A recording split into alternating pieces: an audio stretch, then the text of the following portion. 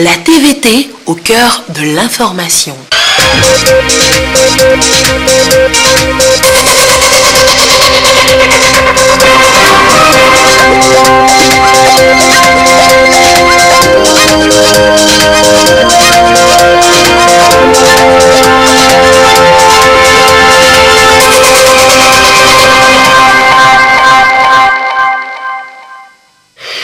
Merci de votre attention. L'actualité ce soir est essentiellement consacrée aux luttes et valeurs en pays kabye. Plusieurs finales à suivre tout à l'heure dans cette édition. Nous serons notamment à Pia, à Sarakawa, à Lama et dans bien d'autres arènes dans la COSAP de chaudes employades suivies ici et là par le chef de l'État. Voilà, madame, monsieur, le sommaire de cette édition. Bienvenue au 20h. Bonsoir à tous. L'acte final donc dans tous les cantons pour l'édition 2018 des Évalins en pays kabye. 4 finales ont lieu ce vendredi. On en parle tout à l'heure dans cette édition. Hier déjà ont lieu les finales à Pia, à Sarakawa, puis à Agbandeyaka. 3 finales donc. D'abord celle de Pia.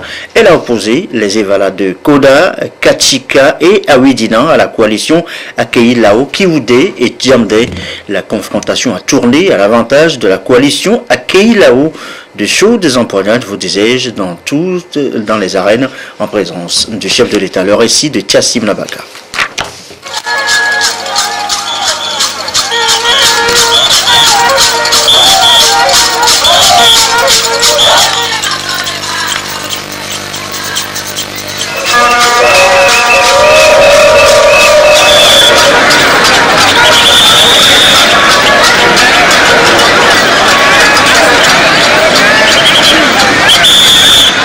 À la grande finale dans le canton de Pia, les empoignades entre les lutteurs de premier rang sont des plus spectaculaires et des plus prégnantes. Les Évalas de Koda, Peter, Kadika et Aoudina ici en rouge et leurs congénères de Akei, Lao, Kiwude et Djamde en blanc ont rivalisé de force, d'endurance, de ruse et de technique pour remporter un maximum de victoires.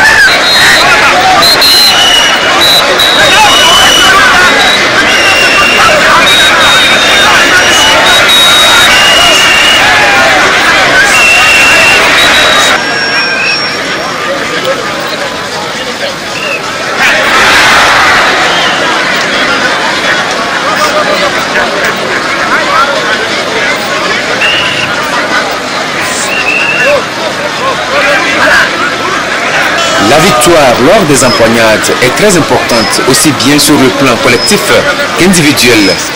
Si la famille et la communauté du lutteur en tirent fierté et honneur, l'Evalo acquiert lui un statut social prestigieux. La société cabière étant fortement stratifiée et hiérarchisée en classe d'âge, la prééminence entre les membres d'une même classe est déterminée par la victoire ou non lors des luttes Evala.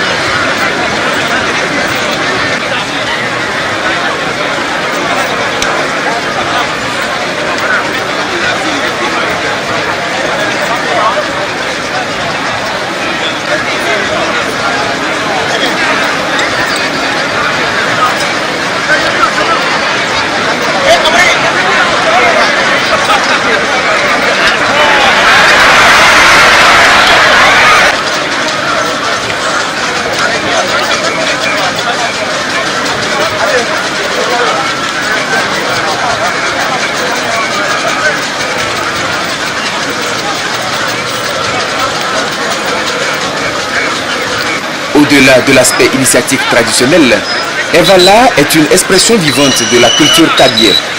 Elle attire chaque année une foule immense parmi laquelle des touristes, favorisant du coup le brassage des peuples et le développement des activités socio-économiques. C'est vraiment impressionnant de voir tout ce qu'ils sont capables de faire. Puis c'est vraiment un bel événement, bien organisé. Je trouve ça très impressionnant parce que on voit à la fois les combats bien sûr, mais surtout l'ambiance ici, de voir les groupes, la musique, les gens qui dansent et tout ça, c'est très impressionnant pour moi.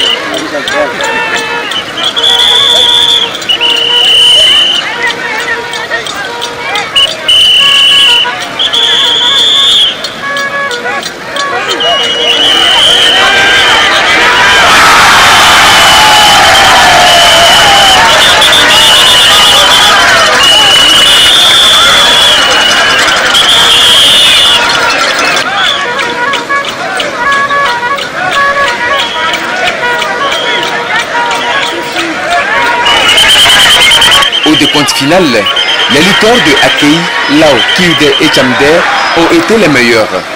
Ils ont dominé ceux de Koda, Pito, Kajika et Awidena sur un score de 33 points contre 12 au niveau des Evala et 34 contre 13 au niveau des Ahosa.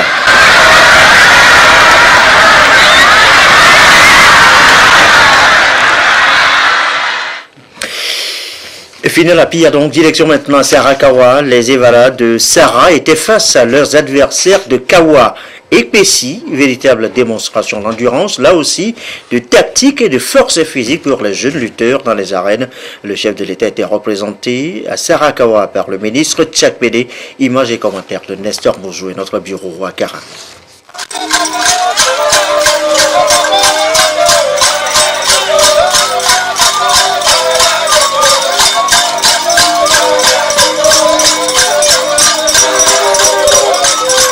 Sarakawa est le second canton après Pia a livré sa finale ce jeudi. Le chef de l'État a été représenté par Komi Balamo Tchakpele, ministre des enseignements primaires et secondaires. Les Evala de Sara en rouge, ceux de Kawa et Pessidé en blanc.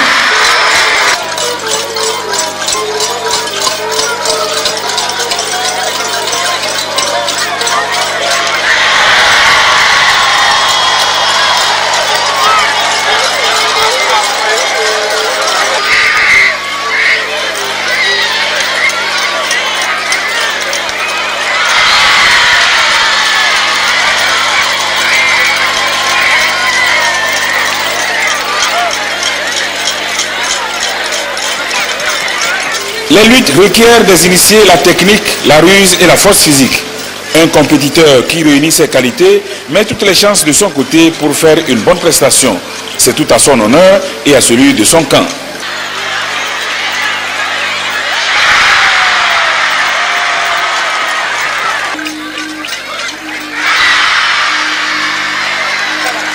Pour cette année, les Evala de Sara battent ceux de Kawa et Pessidé d'une courte tête, 8 contre 6.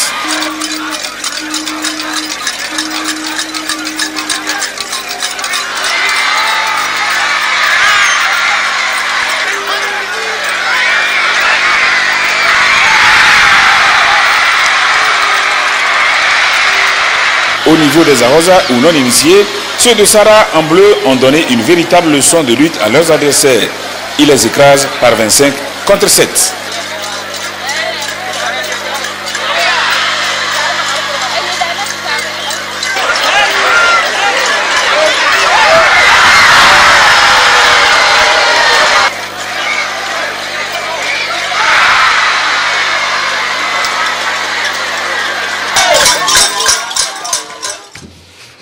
Autre théâtre d'affrontement est toujours pour le compte des finales, Agbandé Yaka, duel des Agbandé Yaka, et c'est Agbandé Yakao qui a dominé Agbandé Yaka bas devant un public admiratif, vous allez le voir. Le chef de l'État sur place a été représenté par le ministre Gilbert Bahara. Reportage de Nestor Mozo toujours.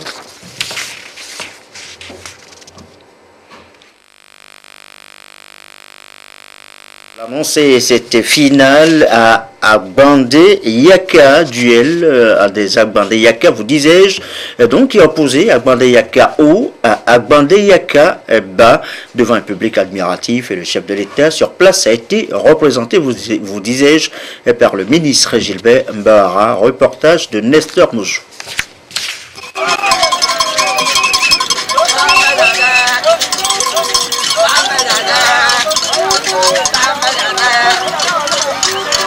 Agbandé Yaka haut en vert, Agbandé Yaka bas en jaune.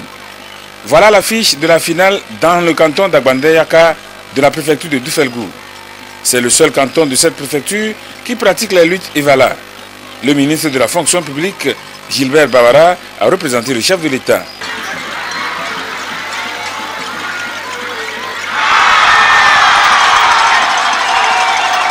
Agbandé Yaka a commencé les luttes il n'y a pas si longtemps. Mais d'année en année, les compétiteurs s'améliorent. Ils gagnent l'expérience en technique.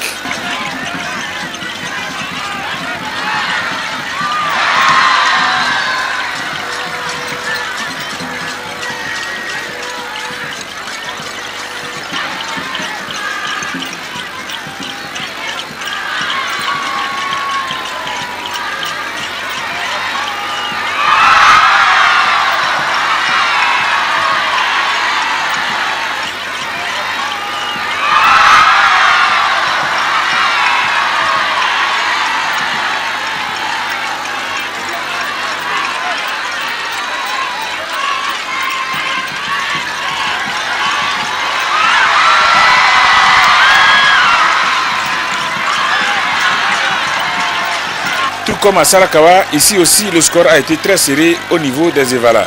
Les Verts d'Agbandeyaka Ho tirent leur épingle du jeu en dominant les jaunes d'Agbandeyaka Ba par 18 points contre 17.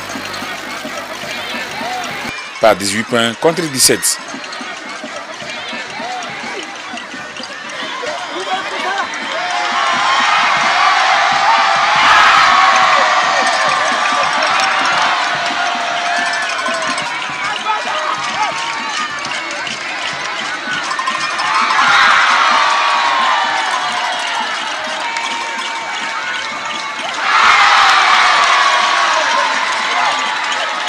Chez les Ahosa, Agbandeyaka Ho conserve la victoire. Il s'impose par 17 contre 12 à ceux de Agbandeyaka Ba.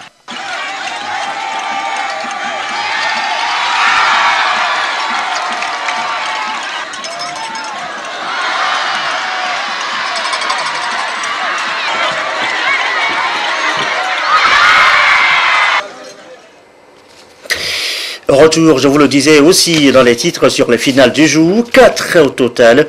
Et d'abord Koumeya, la coalition Keweye a affronté celle de Piou, finale suivie par le chef de l'État, le récit de Nestor Mozo.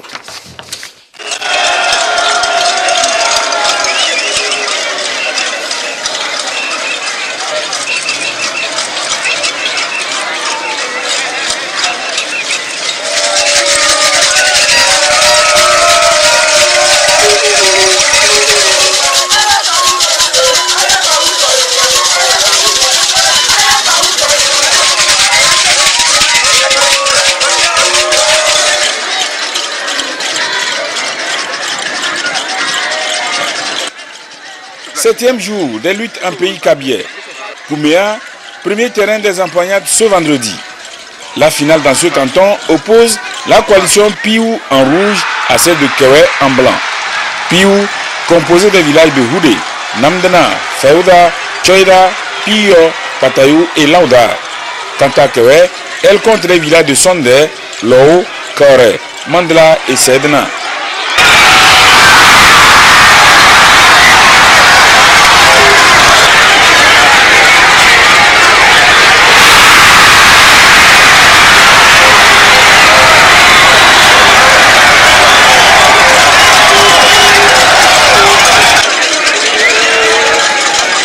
Dès le départ, les lutteurs de la coalition Kewe ont affiché leur détermination en prenant de l'avance.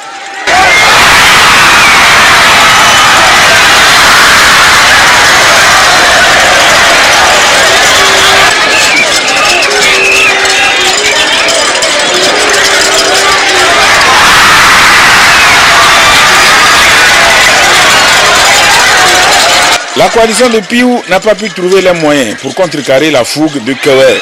Les Blancs confirment leur domination au fil du temps.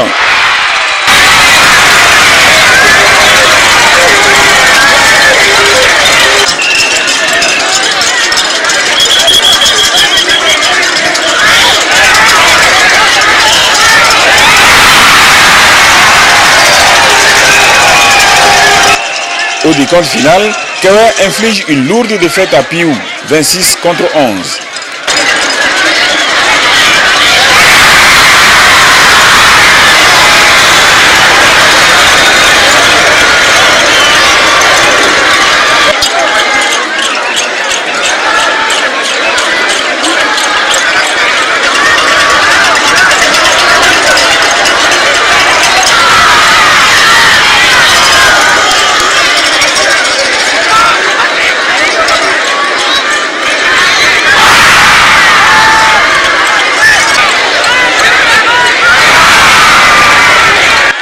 Les couleurs des chocs ont changé au moment où les non-initiés ont succédé à leur aîné dans l'arène.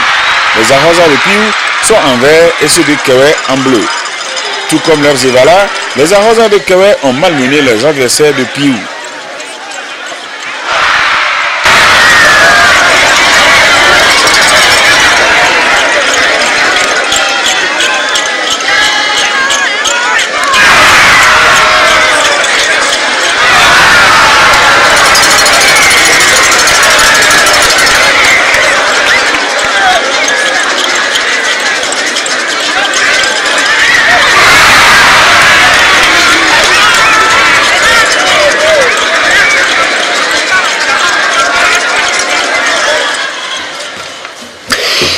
Autre finale, autre duel à suivre, Lama-Haut contre Lama-Bas.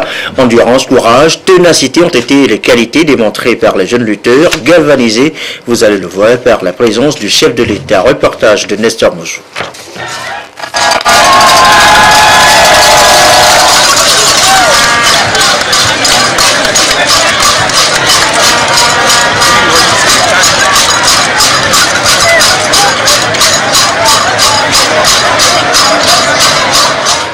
En quittant Kouméa, c'est au lycée de Lamakweda que le président de la République s'est rendu. Là, les lutteurs de Lamaro ont rendez-vous avec ceux de Lamaba pour la finale dans le canton. Comme toujours, Lamaro en blanc et Lamaba en rouge.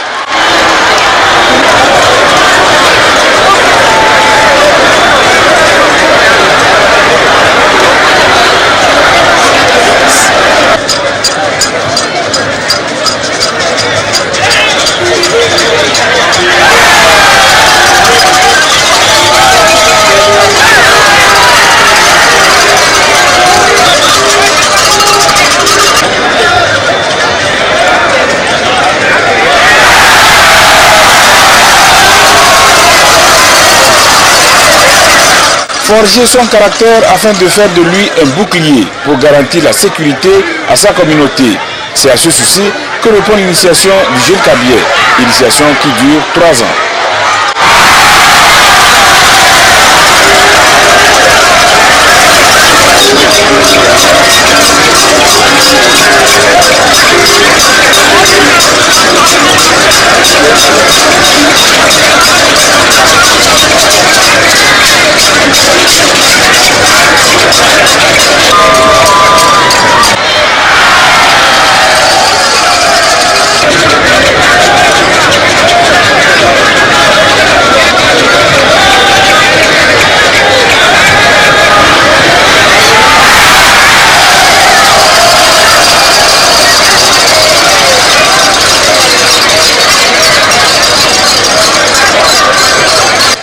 Certes, Evala constitue une pratique qui suscite une certaine agressivité des compétiteurs. Cependant, les lutteurs sont exhortés à faire preuve de fair play.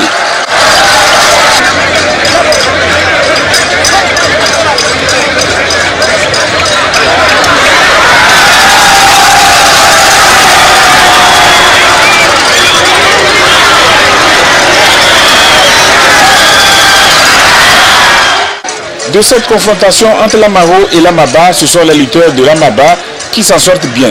Les rouges gagnent par 20 contre 6.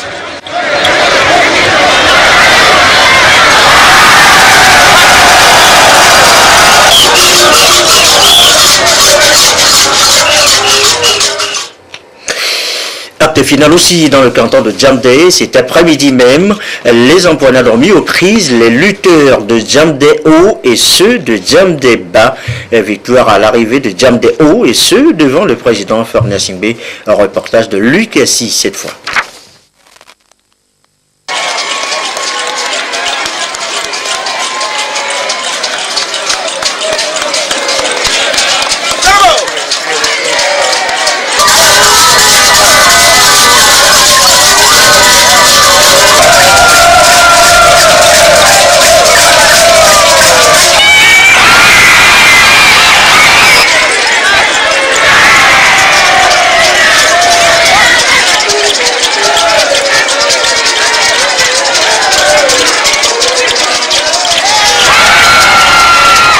Les lutteurs de Djamdé Haut en short rouge aux prises avec ceux de Djamdé Bas en blanc pour le compte de la finale du canton de Djamdé. Des confrontations qui permettent aux lutteurs de part et d'autre d'affirmer leur capacité et aptitude à défendre l'honneur de leur famille et leur appartenance à une communauté.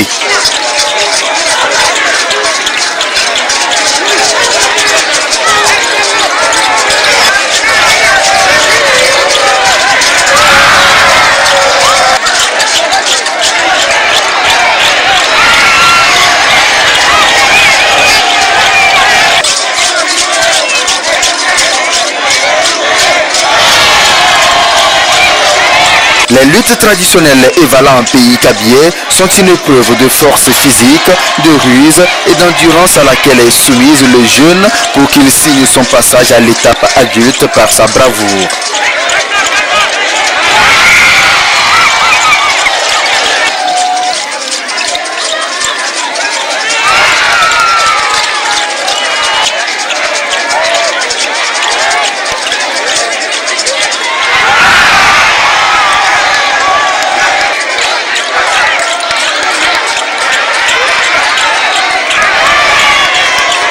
À l'issue de ces empoignades, suivies de bout en bout par le chef de l'État Faure Sozimna Nyasingbe, qui accorde une importance capitale aux rites et valeurs traditionnelles, ce sont les lutteurs de Djamdeba qui prennent le dessus sur leurs adversaires de Djamdeho sur le score de 26 contre 17.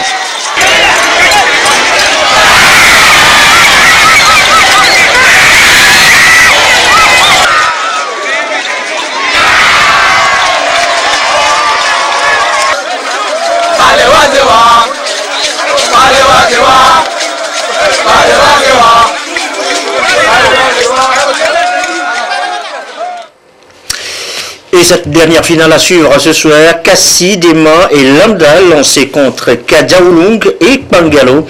Des face-à-face après dans les arènes, là aussi. Le chef de l'État était représenté à l'occasion par le président de l'Assemblée nationale. Nous retrouvons pour les commentaires Nestor Mousso.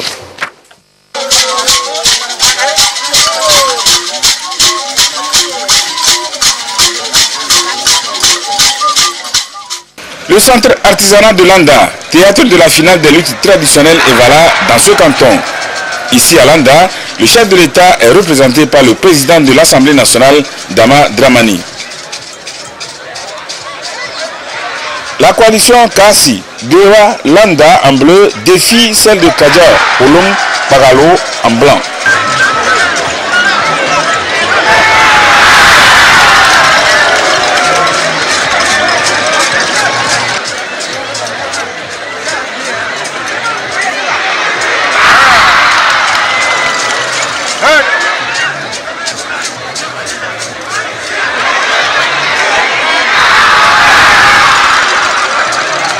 Épreuve physique, Evala prépare le jeune à la vie d'adulte et constitue un passage obligé, d'autant plus que la société kabyère est structurée en classe d'âge.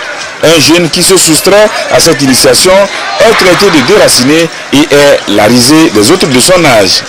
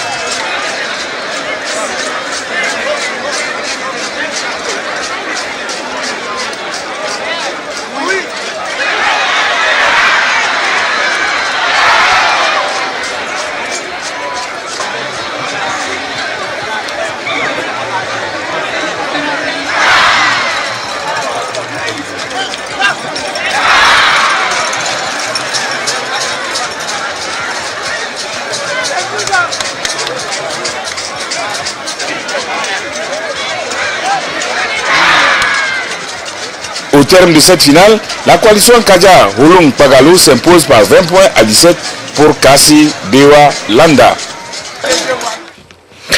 Et voilà donc ce qu'on peut dire donc des 7 finales, 3 hier, jeudi et 4 ce vendredi des luttes Evala édition 2018.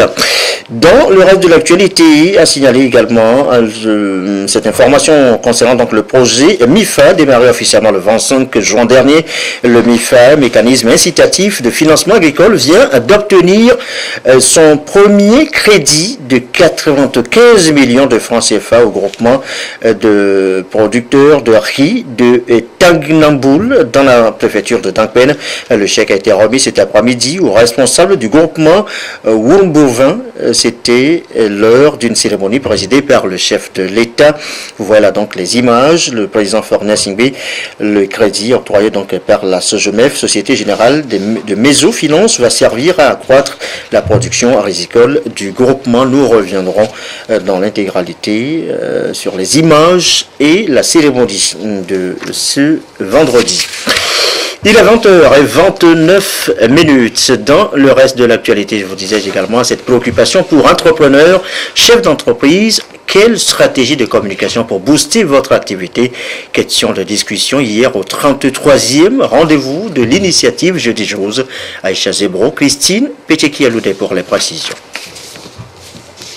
La plupart des jeunes entrepreneurs produisent des biens et services, mais font face à la mévente parce qu'ils négligent la place de la communication au sein de l'entreprise. La plateforme d'information et de partage Jeudi Chose leur a offert l'opportunité de découvrir les stratégies de communication appropriées pour booster leurs activités. Avant, nous consacrions notre communication sur les réseaux sociaux et dans les foires et expositions. Et aujourd'hui, je pense qu'il faudrait aller bien plus au-delà de ça, essayer de créer un lien avec nos prospects ou nos clients. Je ne me suis jamais posé cette question.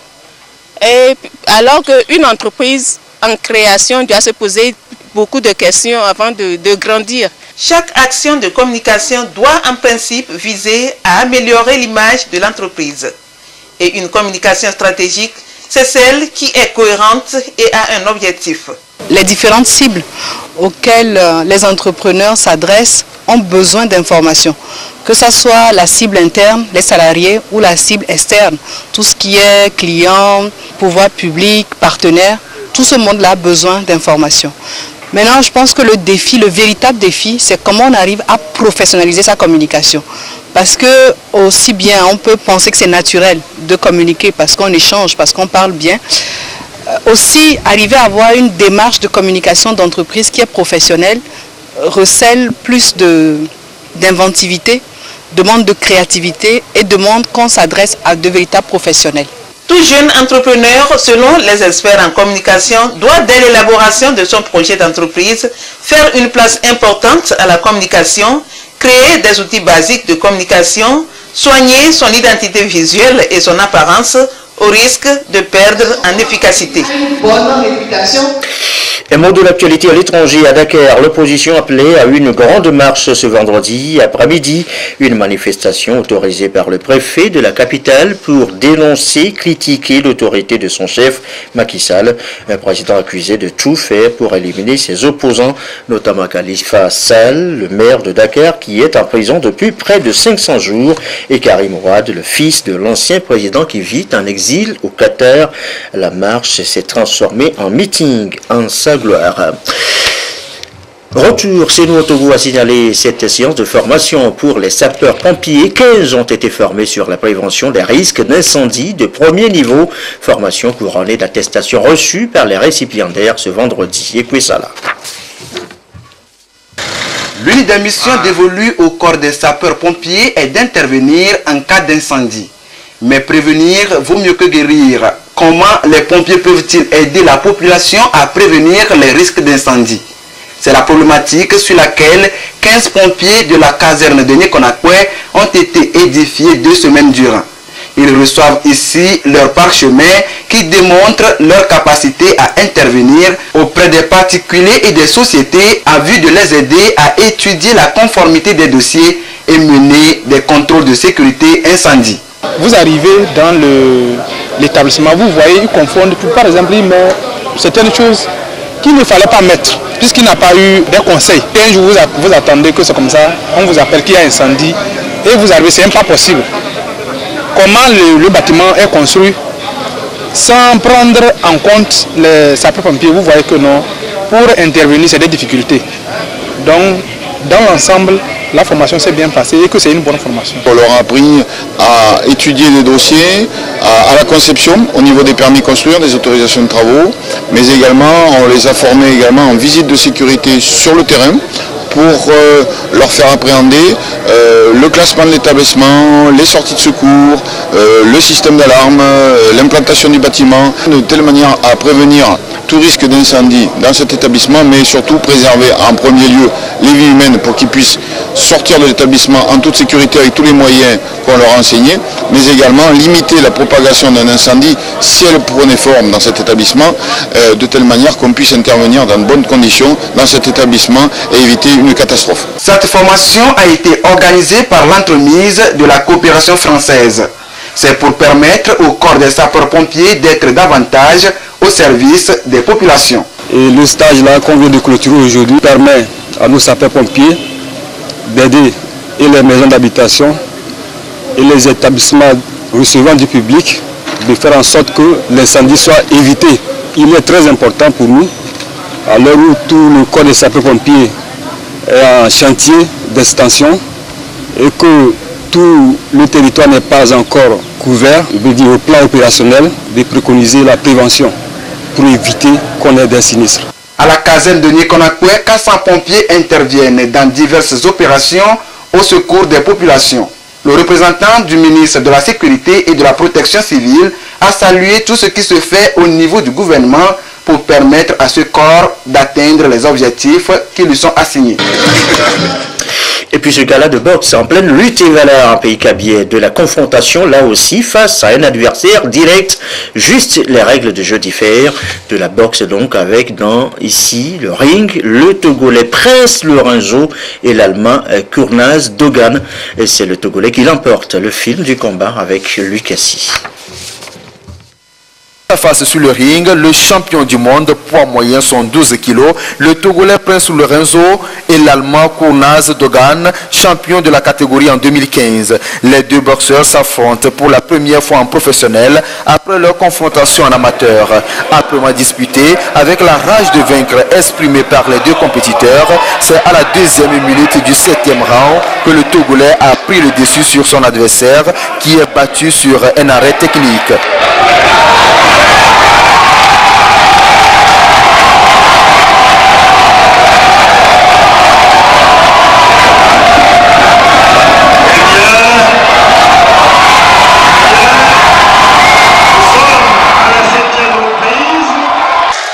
Une victoire naturellement bien accueillie par le public, sorti soutenir son champion. Et visiblement, c'est un sentiment d'un devoir accompli qui anime le vainqueur. À un moment donné, j'ai vu noir un peu. Et je me suis dit non, ici c'est mon pays. Et j'ai levé la tête et j'ai combattu. Et heureusement, je l'ai touché au bon moment et je l'ai gagné. Donc mes sentiments, je suis hyper content d'avoir gagné ces deux ceintures, plus la troisième que j'avais déjà définitive pour le Togo. Des combats comme ça, on n'en a plus vu il y a longtemps et nous voudrions qu'il y en ait encore plus dans le domaine de la boxe professionnelle. Et nous invitons tous les amoureux du noble art à vraiment participer à cette dynamique que nous voulons remettre en place au Togo pour que nous puissions faire naître des vocations au sein de nos jeunes et que demain nous ayons d'autres champions togolais qui peuvent être champions du monde dans plusieurs catégories et rivaliser avec d'autres sur les autres continents. Prince Lorenzo a mis ses deux titres mondiaux en jeu, notamment les ceintures GBA et IBF, afin de les conserver à l'issue de ce combat s'il le gagnait, ce qui fut fait d'ailleurs. C'est la troisième ceinture conquise par le boxeur togolais pour son pays. À travers ces titres, la boxe togolaise retrouve à nouveau des couleurs. C'est avec beaucoup d'émotion que j'ai vu qu'il a conclu. Et de la belle manière, celle que je lui connais par le chaos. C'est une fierté, beaucoup d'émotions, au-delà de ce qui vient de se passer, au-delà du fait qu'il ait validé, qu'il ait confirmé, conforté ces deux ceintures définitivement. Eh bien, il a montré à la jeunesse que c'est dans la difficulté, par le travail, et que l'on a une chance de pouvoir s'en sortir. Ces 3 ceintures appartiennent désormais au Togo et seront exposées au musée des sports selon le vœu du champion mondial Prince Lorenzo. Bien avant ce combat, le public a eu le plaisir de vivre des exhibitions de muscles par de jeunes Togolais et 3 combats dont un féminin dans les catégories poids léger, super plume et super léger. Et je vous le disais, de la boxe en pleine Lutevala, les Lutevala qui reprennent leur droit de cité demain samedi par les finales à Tcharé, à Sundina et à Lassa. Suivra donc dans notre édition du soir, 20h et 22h30. Ce communiqué, avant de nous séparer, m'a été donné de constater que des individus mal intentionnés se saisissent du processus de sélection des bénéficiaires de micro-projets à financer sur le fonds compétitif du projet d'appui au secteur agricole, PASA, pour réclamer une somme d'argent afin d'intervenir en leur faveur dans le traitement de leur dossier. Le ministère de l'Agriculture, de l'Élevage et de la Pêche informe le public qu'aucune instruction n'a été donnée à qui que ce soit dans ce sens et c'est à titre gratuit que le processus se déroule. Il invite donc la population à plus de vigilance pour dénoncer toute tentative d'escroquerie préjudiciable à la politique du gouvernement en matière de financement des initiatives de développement à la base. Il tient à informer les auteurs de ces pratiques et qu'ils seront soumis à la rigueur de la loi. La planification familiale est un droit humain, c'est le thème de la journée mondiale de la population célébrée le 11 juillet dernier au cœur de la nation. Table ce soir sur la question du planning familial et ses avantages sur les populations en général et en particulier celle du Togo, à suivre tout à l'heure à partir de 21h en direct sur la télévision togolaise. Anita Atigakou, déjà en place avec ses invités. Et ceci referme cette édition du soir. Merci à vous qui nous suivez ce soir partout dans la Cosa à l'honneur cette semaine et comme d'habitude et toujours fidèlement. Une belle soirée, agréable week-end.